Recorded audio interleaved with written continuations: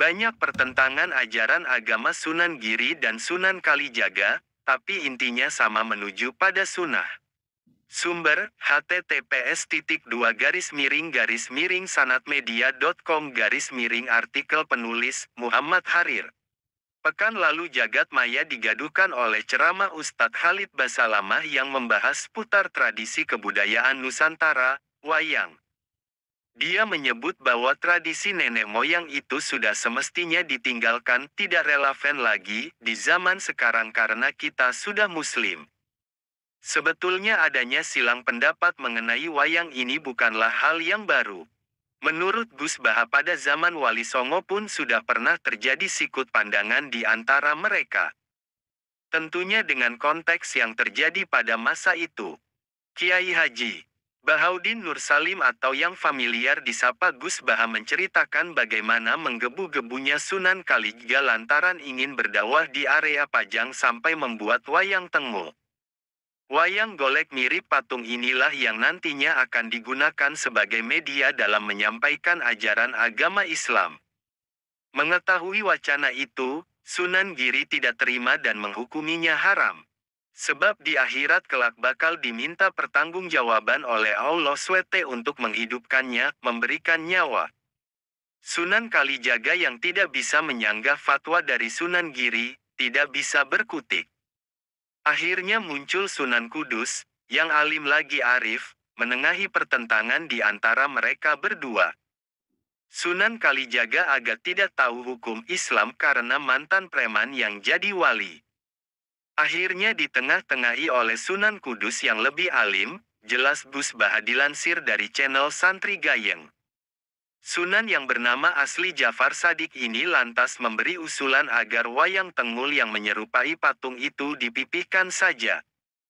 Sehingga alasan pertama yang mendasari keharaman itu menjadi hilang. Wayang ini dipeyokkan saja, agar jadi wayang kulit. Kalau wayang tengul itu berbentuk patung, kalau rata seperti kulit, sudah tidak bisa dikasih nyawa, karena sudah gepeng semua, papar Gus Baha. Persoalan menyiasati kondisi dan merekayasa fikih sudah berlaku sejak dulu. Maka Gus Baha berpesan agar setiap daripada kita jangan pernah meninggalkan ngaji. Karena, ketika seseorang rajin ngaji, akan semakin tambah ilmunya maka akan tambah sikap arifnya pula. Teladan Nabi dalam mendidik umat pada sesi pengajian ini Gus Baha juga mengisahkan Rasulullah sebagai figur yang meneduhkan ketika menyikapi umatnya yang nyeleneh. Al-Kisah tatkala Nabi mengimami salat, ada makmum dari orang kampung yang malah asyik ngobrol di tengah pelaksanaan salat. Usai salam tanda salat selesai, para sahabat mempertanyakan keabsahan sholat dari kedua makmum ini dan meminta diulangi lagi. Wahai Rasulullah, masak iya sholat kok malah asyik ngobrol? Protes para sahabat. Sebagai sosok yang cerdas dan bijaksana, Nabi Muhammad kemudian menggandeng tangan kedua makmum tersebut, menepi sebentar di tempat lain dan menasihatinya. Tanpa membentak dan memasang rona muka garang. Yang namanya salat memang mengobrol munajat. Tapi mengobrollah dengan Allah saja.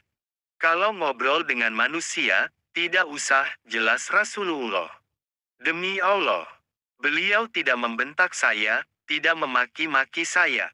Rasulullah hanya mengatakan bahwa salat itu munajat, sehingga tidak sepatutnya dicampuri omongan dengan manusia, kesan orang kampung setelah dinasihati Nabi.